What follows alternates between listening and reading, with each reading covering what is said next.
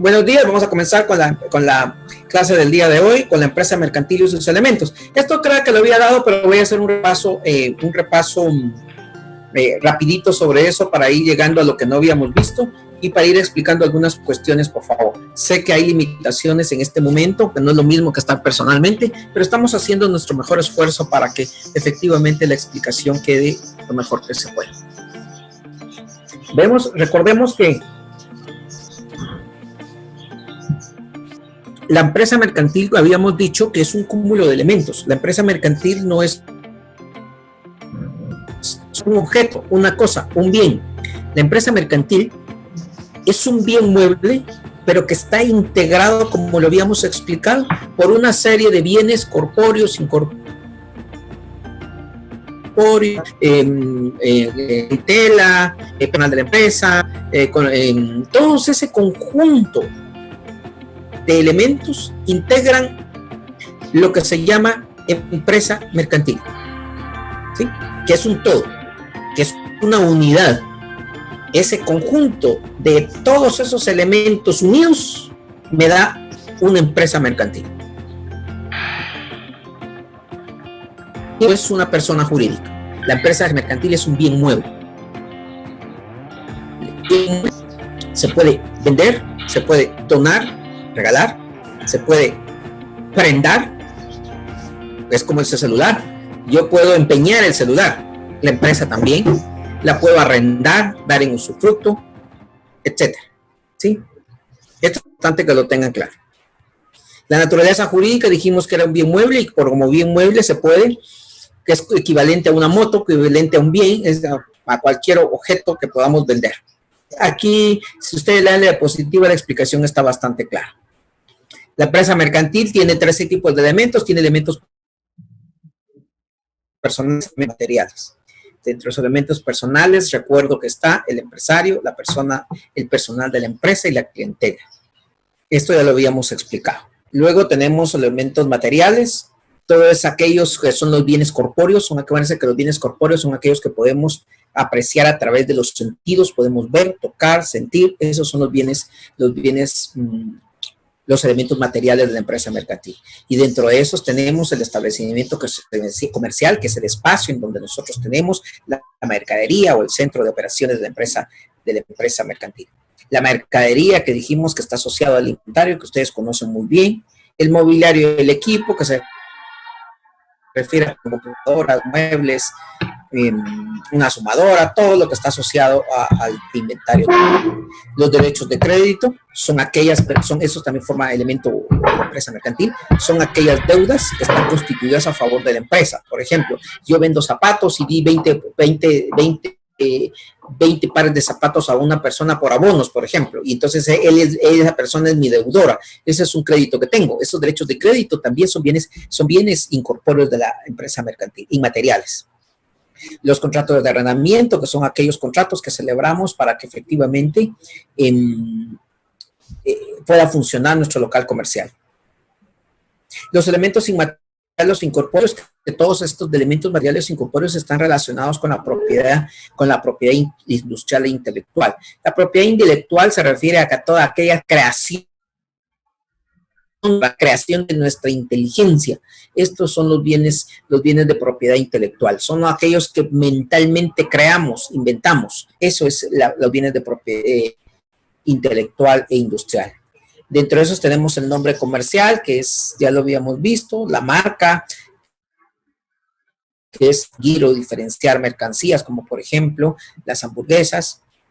Los zapatos, por ejemplo, los zapatos tienen distintas marcas, eso es para diferenciar un par de otro, por ejemplo, Nike, Adidas, Lacoste, todos esos sirven para diferenciar un bien. La marca colectiva que les pedí por favor, y la marca de certificación les pedí por favor que buscaran en Google para que buscaran ejemplos, en donde con esos ejemplos iban a entender mucho mejor manera. El emblema es el símbolo que identifica a una empresa de otra. Puse ahí algunos ejemplos. La denominación de origen, que dije que se refería, por ejemplo, o que hacía referencia a que un objeto fue creado, la materia prima con la que fue creado viene de un lugar determinado. Por ejemplo, podríamos hablar, como les había dicho, del queso de Tacisco, que solo por el hecho de tener Tacisco, que es un área geográfica, ya sabemos que es un buen queso, por ejemplo. O el café de Antigua Guatemala, solo por saber que el café es de, ya sabemos que es un buen café o un café para un buen gusto. Entonces, la expresión o señal de publicidad, que pueden ser frases, palabras que identifican a una empresa o un producto. Por ejemplo, dice, no importa lo que digan, mantente fresco. Sprite, eso ya lo había pedido. El patente de invención es un título o es un documento que emite el registro de la propiedad intelectual para aquellas personas que registren un invento. Por ejemplo, si hay personas que en algún momento inventan, digamos, en estos momentos en que estamos, inventan un respirador, entonces ellos lo quieren patentar porque ellos tienen ganancias de esto, entonces registran este invento en el registro de la propiedad intelectual. Entonces, el documento que le dan a la persona, es un documento así, como la patente de empresa, le dan una patente de invención que lo que dice es que puede explotar el invento durante 20 años y solo de forma exclusiva. Es decir, la persona va a crear y reproducir este producto para obtener ganancias. Y solo después de 20 años ya lo puede realizar cualquier persona. Antes de eso, solo el inventor. El secreto empresarial, que dijimos que se refiere a aquellas fórmulas para elaborar un producto, como por ejemplo la Coca-Cola, que les decía yo que hay muy pocas personas que efectivamente conocen cuál es la fórmula para crear una Coca-Cola. Eso es lo que nosotros llamamos secreto empresarial. Como ejemplo, la navaja Victorinox, que es aquella navaja rojas generalmente que tienen una crucita y se caracterizan porque tienen de esta cortador con tijera, alterna. Entonces, resulta que estas navajas, cuanto más accesorios tiene, más cara es. Entonces, eso quiere decir que efectivamente cada uno de estos accesorios es una innovación. O sea, eso es lo que se llama modelo de utilidad. Cuanto más accesorios tiene, más servicios presta la navaja. Se llama modelo de utilidad, esa innovación de los objetos. Y ese es el mejor ejemplo de esto. El diseño industrial y los dibujos y los modelos industriales, también les pedí favor que buscaran los ejemplos en Google, porque ustedes van a entender mucho mejor manera cuando vean ustedes el diseño industrial. La fama comercial se refiere a la idea, a que el concepto que la clientela tiene o que las demás personas tienen, bueno o malo, de una empresa o producto. Por ejemplo, qué concepto de la pizza de pollo campero, qué concepto tenemos de la hamburguesa en McDonald's. Ese concepto bueno o malo que nosotros tenemos, eso es lo que se llama fama comercial. Es el concepto que tiene la clientela de la empresa. Dijimos que la inscripción de la empresa mercantil inclusive se puede hacer en línea. Usted se mete a la página del registro mercantil y entonces usted efectivamente le da las instrucciones, sigue los pasos, cuelga los documentos que le piden e inscribe en línea de empresa mercantil. Para ver esto lo puede ver en el Código de Comercio, en los artículos que están en la diapositiva. La transmisión de empresa mercantil. ¿Qué quiere decir? Que se transmite es que se puede vender. Recuerda que la empresa mercantil era un bien mueble. Entonces, ¿qué puedo hacer con el bien mueble? Yo con el bien mueble, con este teléfono, yo lo puedo vender, yo lo puedo arrendar o alquilar, yo lo puedo prestar porque necesito dinero, yo lo puedo donar, puedo hacer lo que yo quiera porque soy el propietario. La empresa mercantil también se puede transmitir. Y aquí vemos que la compraventa de la empresa mercantil, que es una forma de transmitir. Y hay dos formas de vender la empresa mercantil. La empresa mercantil se vende cuando el propietario es una persona como yo, o cuando el propietario es un comerciante social o una sociedad. Si la empresa mercantil, su propietario es una sociedad, entonces la empresa la empresa mercantil va a ser por un procedimiento especial, como que fuera una sociedad. Y esta propiedad, esto no es importante en algún momento saberle, pero porque en algún momento no lo vamos, es un notario el que se va a dedicar a esto. Es decir, que los socios van a acordar en una asamblea vender la empresa, van a inscribir el acta en el registro mercantil, luego el notario va a hacer una compraventa de la empresa mercantil, ¿ya? Y cuando sea una compraventa sea una persona individual, se debe publicar en el diario oficial la venta y otro mayor círculo de circulación, y la forma en que se va a extinguir el pasivo. Estos son los requisitos que establece el Código de Comercio también. También lo va a hacer un notario, tanto si el comerciante es individual o si es social, el contrato de compraventa lo va a hacer un notario. Por eso es que el vendedor o el propietario de la empresa, no importa si sea individual o social, va a contratar a un notario para que le realice la compraventa. A la compraventa mercantil. Y uno de los primeros efectos es la subrogación. ¿Qué significa subrogar? Subrogar es colocar a otra persona en mi lugar. Por ejemplo, si yo tengo una empresa mercantil y la quiero vender, entonces, y se la voy a vender a Mónica Aguilar, entonces voy a colocar a Mónica, a Mónica Aguilar en mi lugar de propietario. Pero en este caso dice que voy a subrogar.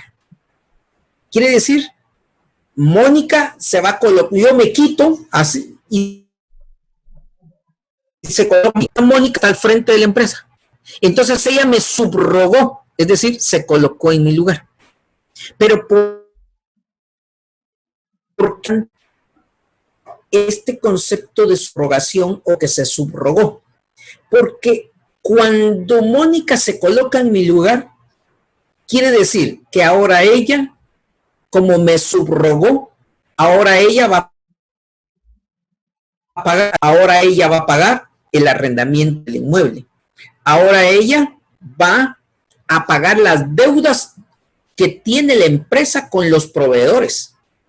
Es decir, si yo tengo una empresa de zapatos y me proveían zapatos, pero yo lo vendí, esa deuda que quedó pendiente, Mónica Aguilar la asume. Pero también crédito, por ejemplo, 20 pares de zapatos, los vendió por abonos, a plazos. Entonces, Mónica ahora es la acreedora y ahora los deudores tienen que pagar ya no a mí, sino a Mónica subrogó, se colocó en lugar, porque ahora ella adquiere los derechos y las obligaciones que tenía yo. Entonces se subrogó. Y aquí tiene una explicación que efectivamente viene la cesión de créditos, es decir, que el comprador de la empresa tiene el derecho de cobrar a los deudores del propietario anterior. Se llama cesión de créditos. La transmisión de deudas dice que es importante que veamos la prohibición de concurrencia. ¿Cómo es? La prohibición de concurrencia significa que si yo tengo una empresa de venta de zapatos y se la venda a Mónica Aguilar, yo, como propietario o como vendedor original que ya no formo parte de la empresa, yo no puedo venderle a Mónica mi empresa de venta de zapatos y al mes siguiente yo pongo otra venta de zapatos, porque entonces le estoy haciendo competencia a Mónica y eso es prohibido, es una prohibición de concurrencia. No puedo realizar las mismas actividades comerciales de la empresa que yo ya vendí. No puedo, eso es prohibido. La prohibición de concurrencia. Casi como decir, es prohibido hacerle la competencia. Eso se llama prohibición de concurrencia. O sea, eso es sencillo. El usufructo y el arrendamiento mercantil, ya sabemos que dar en uso mi teléfono, es decir, que una persona lo puede usar y disfrutar y beneficiarse de mi teléfono. Entonces, igual como puedo hacer yo eso con mi teléfono, lo puedo hacer con la empresa por ser un bien mueble. Es que yo puedo arrendar la empresa. Yo puedo alquilar mi teléfono para que haya llamadas y lo alquilar a cambio del dinero. Es decir, esto es bien común que lo he visto, yo lo he visto en las paradas de teléfono donde dice se alquila teléfono. Eso es bien común. Entonces le cobran, en lugar de cobrarle el minuto a quetzal, como lo podría cobrar la empresa, se lo cobran a 2 quetzales, por ejemplo. Entonces ahí está el negocio. Entonces le arrendo para que lo use, haga su llamada, me pague un dinero. Entonces la empresa mercantil igualmente se puede arrendar. Es preciso recordar que la empresa mercantil puede encargarse. Mira, veamos esto. Aquí me voy a detener un poquito. ¿Cómo es que se da el embargo?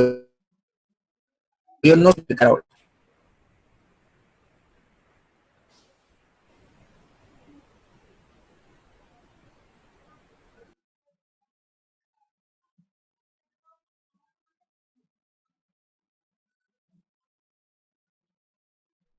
Secuestro y se lo quitan. O sea, literalmente se lo quitan.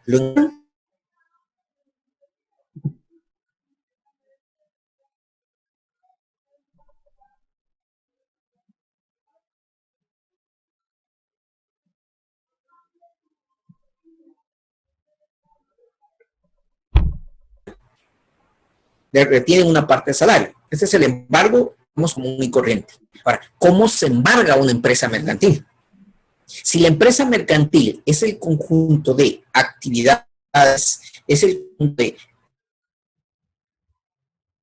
contrato de arrendamiento, los bienes buenos incorpóreos, todos los derechos de propiedad industrial e intelectual, la clientela, la fama, todo. Si todo integra la empresa mercantil, ¿cómo embargo la empresa mercantil?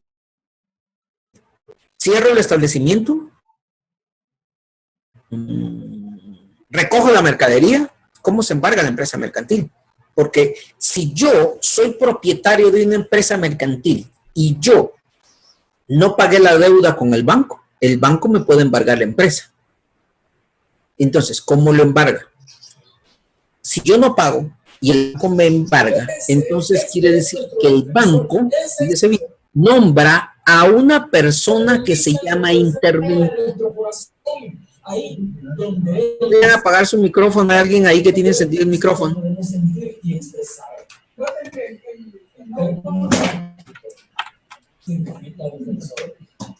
Podría haber encendido su micrófono.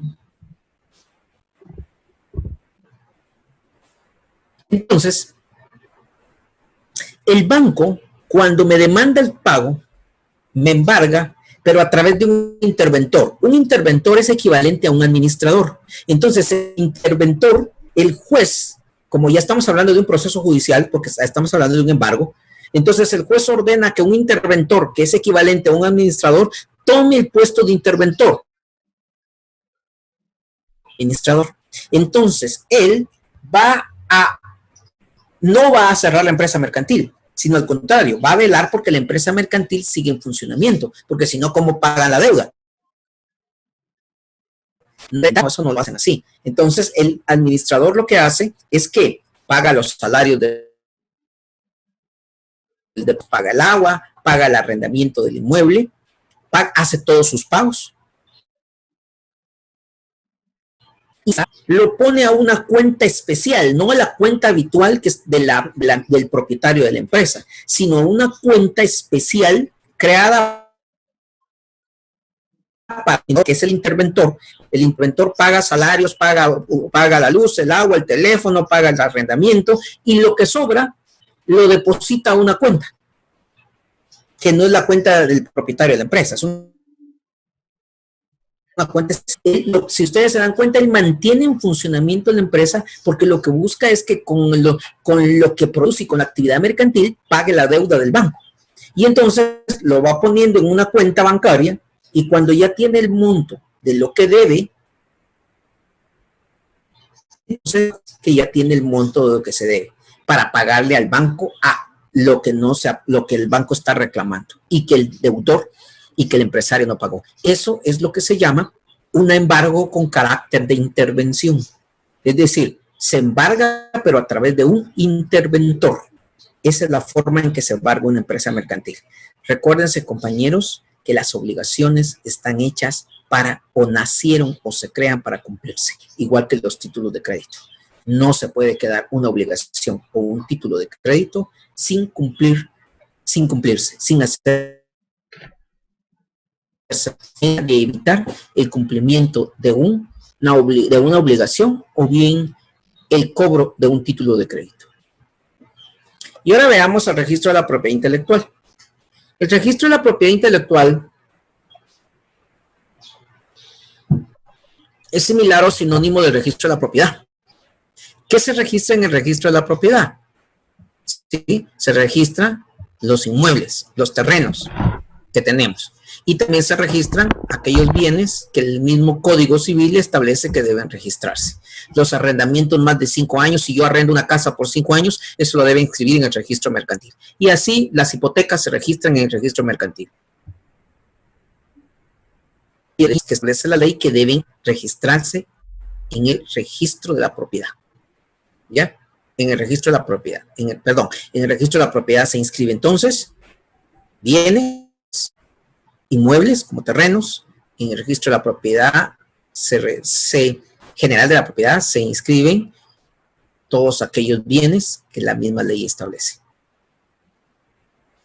El registro de la propiedad intelectual es similar, pero en primer lugar es una dependencia del Ministerio de Economía, es una unidad del Ministerio de Economía, pero que protege los bienes de propiedad intelectual e industrial, es decir, aquellas creaciones del intelecto, aquellas creaciones de la mente, aquellas creaciones de nuestra actividad intelectual.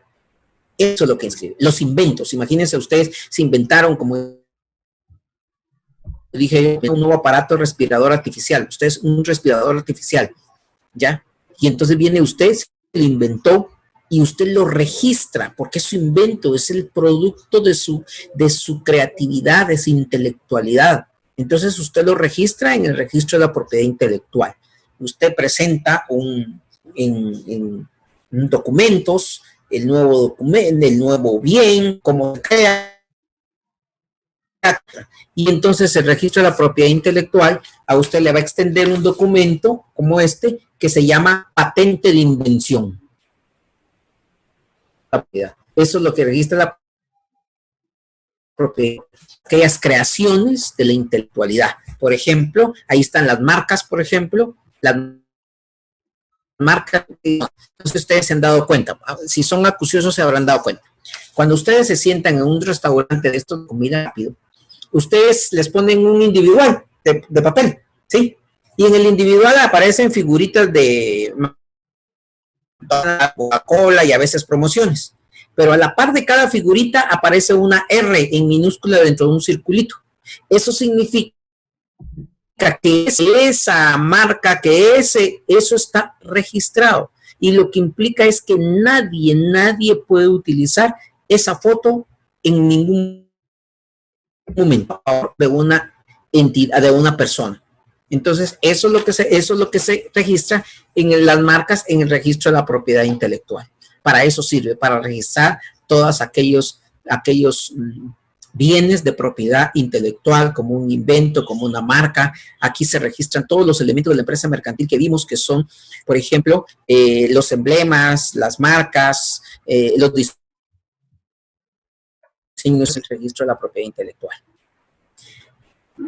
Aquí tenemos que tener claro que el registro de la propiedad intelectual es un registro público y como tal, el registro público, usted puede consultar, cualquier persona puede consultar los expedientes que se encuentran en el registro de la propiedad intelectual y de acuerdo con la Constitución todos los actos administrativos son públicos y como este es un registro de propiedad intelectual y es del Estado, es público, entonces usted puede ir a consultar imagínense que usted tenga la duda de decir, quiero saber qué es una marca, quiero conocer con profundidad qué es una marca, usted puede ir al registro de la propiedad, decir, mire, yo necesito saber cómo se inscribe una marca, y a usted le van a enseñar un expediente cualquiera de una marca, y entonces usted aprende cuál es la marca, cómo se aprende y cómo se registra, cómo se elabora y cómo se registra.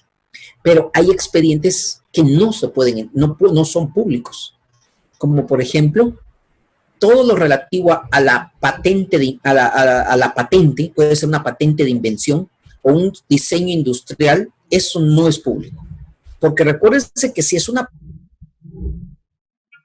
patentó, creo algo que no existía. Y entonces si enseñan el expediente, usted perfectamente lo puede copiar. Y después de los 20 años, que es el plazo que una patente que usted puede explotar exclusivamente su invento, ya una persona lo podrá estar creando para cuando sea los 20 años y empezarlo a producir. Entonces, no es posible eso. Por eso es que los patentes y los registros, esos sí no son públicos, eso no los puede ver usted. De ahí todo lo demás, usted lo puede consultar. Los bienes propiedad intelectual objeto de registro. Vamos a ver que se registra todos aquellos que ya vimos y que explicamos de la empresa mercantil, como es las señales de publicidad, el emblema, registro de noción de origen, registro de marcas, nombre comercial, todo se registra. Si no, puede poderlo registrar.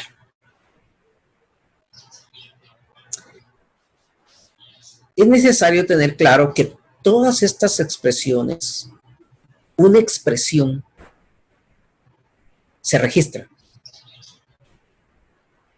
Todas las expresiones, por ejemplo, de Coca-Cola, de Pepsi-Cola, de una hamburguesa, todas se registran. ¿Y eso para qué?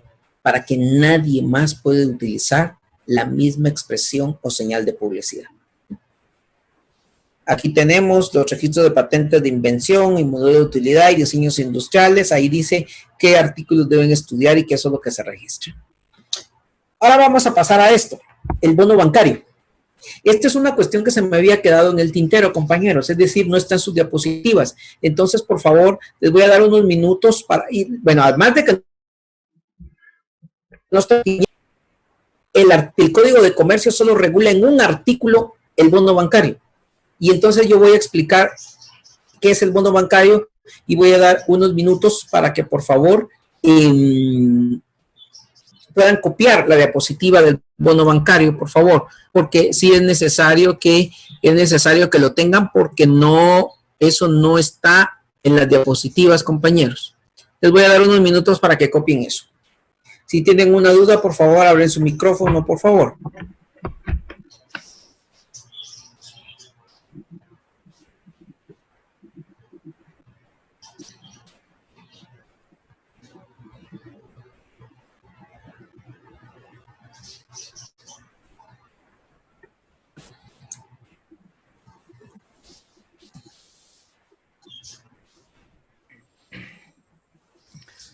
Byron. Yo tengo dos dudas, licenciado.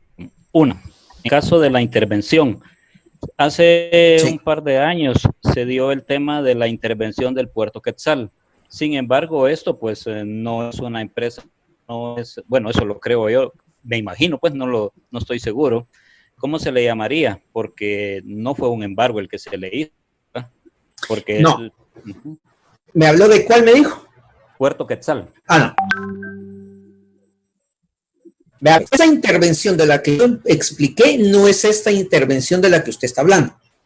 De la que usted habla es de la intervención que la Constitución Política de la República establece para los servicios públicos, ¿ya? Y entonces aquí, en el caso de este tipo de intervención, es otra forma de intervención, porque aquí no se están cobrando deudas. Se pueden intervenir los servicios públicos cuando esos servicios públicos son ineficientes. Por ejemplo, si nosotros nos damos cuenta que el Hospital Roosevelt o el Hospital San Juan de Dios está prestando los servicios de forma inadecuada, deficiente, desabastecido, y el presidente de la República en Consejo de Ministros puede decretar una intervención de ese servicio público.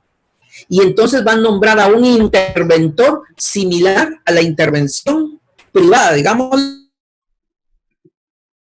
Son cosas totalmente diferentes. Muy bien, gracias. La otra pregunta, en el caso, por ejemplo, de los partidos políticos, ellos también tienen sus símbolos y cuando otro partido político o un comité cívico quiere inscribirse, pero si tiene los símbolos o algo parecido al que ya existe, le dicen que lo tiene que cambiar.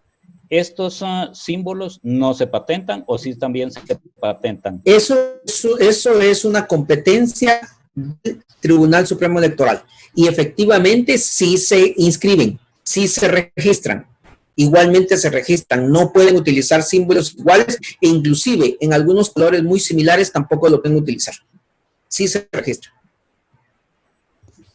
Bien, gracias. Y lo último que siempre tiene que ver con el tema de la intervención es lo que creo yo que se pretendió hacer cuando se dio el tema del transporte urbano, cuando escondieron las unidades y algunas unidades les quitaron algunas piezas. Entonces el gobierno trató la manera de intervenirlo poniendo pilotos del mismo estado para poder sacar a circulación estas unidades, o cómo se le llamaría a esa parte. No, es que eso es parte de la intervención. Es decir, el interventor en algún momento que va a hacer funcionar el servicio ha sido, entonces el interventor tiene todas las amplias facultades, ¿sí? Inclusive como hizo en ese momento, de nombrar pilotos no querían manejar y ellos efectivamente les quitan las piezas a los buses para no funcionar. Es un delito. El problema es que ya no continuaron, pero eso es un delito, porque está obstaculizando en principio los servicios esenciales como agua, la luz y el transporte público no se pueden suspender. Y la doctrina, por ejemplo, en esta materia dice que los servicios esenciales se deben prestar interrupción. Aquí, por ejemplo, tuviera luz de 8 a 4 de la tarde, o tuviera luz hasta... Eso no se podría. Son servicios públicos esenciales. El transporte público igual debe ser así. Bueno, estamos ante este hecho de que eso era la comisión de un delito. Lo único que ya no recuerdo yo si efectivamente, pero sí el interventor tiene todas esas facultades de nombrar a un piloto. En ese caso nombró pilotos. El problema es que como vieron y para no mover los buses le quitaron piezas. Que eso es un delito. Pero esa intervención, les digo que es una intervención de derecho. Nosotros estamos viendo una intervención de derecho privado, el derecho administrativo es público, el derecho privado, derecho, y aquí estamos viendo la intervención desde el punto de vista del derecho privado, desde el punto de vista del derecho administrativo, pero espero que en este tiempo ya haya aprovechado para copiar esta parte del bono bancario. Sí, ahí está. Muchas gracias, licenciado. Ok. Yo para que como no lo tienen en diapositivas, les doy la oportunidad de que lo puedan ver. Antes de poderlo explicar, porque el artículo del Código de Comercio solo tiene un artículo que regula el bono bancario. ¿Ya? Y entonces vamos a ver cómo por ejemplo,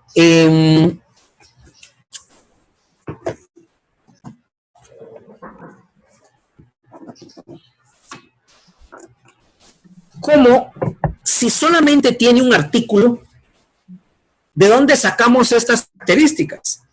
¿De dónde sacamos esto? Compañeros, por eso es importante que nosotros conozcamos la teoría de los títulos de crédito. Ahorita nosotros podríamos crear un título de crédito que se llame triple X, ¿sí?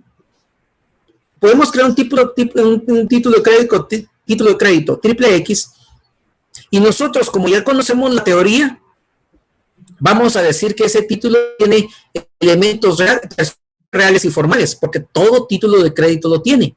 Además, vemos las características que va a tener un título de crédito. Entonces, de eso vemos nosotros este bono bancario. Entonces, ¿qué es un título? ¿Qué es un bono bancario? Para comenzar, es una forma a través del cual los bancos se agencian de fondos. Los bancos se financian. Eso es un bono bancario. Es decir, el particular entrega o compra, lo literal es compra un bono que es un documento que dice bono bancario, ¿sí? Eso es el bono bancario, un documento, y entonces el particular compra un bono bancario, generalmente son 50,000, 100,000, 200,000 quetzales, ¿ok? Entonces, el banco saca para agenciarse la venta de fondos. Estos fondos se registran en la Superintendencia de Bancos, ¿ya? Y deben ser autorizados.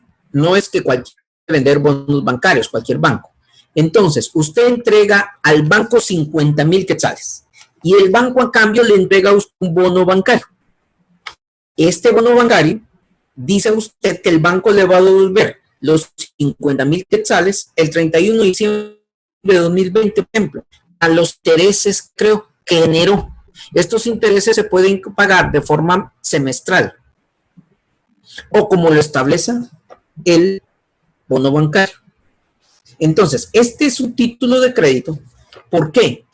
Porque esto incorpora un derecho. Si yo compro un bono bancario, entonces quiere decir que yo tengo el derecho de que el banco me devuelva esta cantidad de dinero más los intereses que generó. Generalmente son por 6 meses o un año los bonos bancarios. Entonces, ese es el título de crédito. Únicamente pueden crear los bancos. Dice constituido a su cargo. ¿Por qué dice que creado por un banco constituido a su cargo? Porque es el banco el que debe devolver la cantidad de dinero que está o que figura literalmente en el título de crédito. Lo que buscan es financiamiento. Eso es lo que busca el título de crédito. ¿Cuáles son sus características? Son emitidos al portador. Dice aquí, yo considero que los títulos de crédito pueden ser emitidos al portador, a la orden, o también puede ser la otra forma de creación de títulos es de forma nominativa. Son transmisibles mediante simple tradición, eso sí son al portador. Títulos seriales, dice. ¿Por qué se dice que son títulos seriales? Son títulos seriales porque se emiten por serie, es decir, no es un bono bancario, sino que, por ejemplo, se autoriza para que el banco emita 10 millones en bonos bancarios. Y entonces el banco se va a agenciar de 10 millones. Y entonces va a emitir bonos bancarios de 50,000. Entonces, imagínense ustedes cuántos bonos van a emitir. Por eso tienen una serie. Por eso se dice que son seriales. Porque se van a emitir muchos. Se registran en la Superintendencia de Bancos. Ahora, solo pueden ser emitidos por una entidad bancaria. Solo los bancos pueden emitir bonos bancarios. Los elementos son personales, igualmente, reales y formales. ¿De dónde saco los elementos de los títulos de crédito? Si, por ejemplo, solo un artículo del Código de Comercio regula el bono bancario, de la teoría que tenemos de los títulos de crédito. Los títulos tienen elementos personales, reales y formales. Y este es un título de crédito, entonces igual va a tener elementos. El elemento personal se llama librador librado. Es el banco que emite el bono. Esta figura de librador librado, yo ya lo había explicado la vez anterior. No se llama solamente librador, ni se llama solamente librado. Se llama librador librado. Se llama librador porque es el banco el que lo firma, el que lo crea. Puede ser el gerente, puede ser el presidente, no importa quién, pero el banco lo crea. Entonces es librador porque lo crea, pero también es librado porque el banco es el que tiene la obligación de cumplir con este derecho y de devolverle el dinero. En este caso, si yo fuera el que compré el bono 14, el banco tiene la obligación de devolverme el dinero a mí con los intereses. Por eso se llama librado. El tomador beneficiario, en este caso, es la persona que acredita tener el derecho que el título incorpora. Es decir, es la persona final, es la persona que entregó dinero al banco. Ese es el tomador beneficiario. Y que el título de crédito expresa, literalmente dice. ¿Ya? Ese es el tomador beneficiario. Los elementos reales es el desembolso de dinero que el banco debe realizar en el lugar y la fecha indicados en el título. Es decir, el título tiene todas las especificaciones que dice, por ejemplo, que el banco le va a devolver 50,000 quetzales a Eric Patzán al 31 de diciembre de 2020, ya con los intereses del 14, 16 o 2%. Generalmente los intereses que devengan los bonos bancarios es mucho más alto que devenga cualquier préstamo, porque precisamente eso es lo que busca el banco. Ofrece altos intereses para que hayan más personas interesadas en comprar bonos bancarios. Entonces, altos intereses, porque el banco lo que busca es agenciarse. Ya hace como unos 20 años, tal vez, hubo industria que solicitó la creación de bonos bancarios, porque necesitaba agenciarse, hace muchos años. Entonces, para eso es que se utilizan. Los elementos formales de los títulos de crédito es como todo título de crédito. Recuérdense que todo título de crédito debe cumplir con los requisitos generales que establece el 386 del Código de Comercio, que es el lugar y la fecha, el título, el derecho que incorpora, el lugar y la fecha en donde se va a pagar ese crédito, la fecha de la creación y la firma del creador. Esos requisitos se los deben saber ustedes de memoria, porque les pueden preguntar en el final, ya sea en selección múltiple, ya sea en falso y verdadero, ya se los he dicho. Puede ser que le digan, la firma de un título de crédito es un requisito especial del título de crédito, falso o verdadero. Falso, porque ese no es un requisito especial, es un requisito general. Esto es lo que tienen que tener cuidado, compañeros. Y por eso es que yo les digo, no necesariamente la pregunta de falso y verdadero selección múltiple es más fácil, porque el proceso intelectual de análisis es el mismo que si fuera de respuesta abierta corta, es lo mismo. Es decir, usted tiene que pensar, recordar, hacer memoria antes de responder, porque ahí pueden cometer muchos errores. Lo que tiene la selección múltiple y falso y verdadero, compañeros, es que es fácil de responder. Además, recuerden una cosa, compañeros, y esto se los digo aquí en confianza y se los digo porque efectivamente un consejo. Además de consejo, ya es oficial. No hay más de una opción para intentar examinar para su tercer examen final. Si usted abre el examen, lo termina. Nada de me salgo y luego probamos a un se terminó su oportunidad, y eso por favor que lo tengan claro. Nadie puede decir que efectivamente no se les avisó porque esto es oficial. Solamente tienen una oportunidad. Abre su examen, lo contesta o lo contesta. No como fue en el parcial segundo, en donde puede haber más de una oportunidad. Aquí no. Entonces tengan en consideración eso, porque no desperdicien su porque no lo van a poder hacer nuevamente. Esto es necesario comprender, compañeros, que efectivamente los bonos bancarios es una forma de agenciarse de fondos para los bancos. Es una forma de financiarse y es una forma atractiva, como lo dije, porque resulta que el bono bancario lo que es que efectivamente los intereses son altos. Y entonces eso genera que las personas estén más interesadas en este. Luego venimos a las actividades. Ya veníamos. Luego también tenemos aquí una lectura. ¿Ok? Siempre hay una lectura en todas las diapositivas. Yo espero que las hayan leído. Por lo menos hace descansar el pensamiento de que alcanza tanta información de lo mismo. Entonces esto nos permite descansar unos segundos.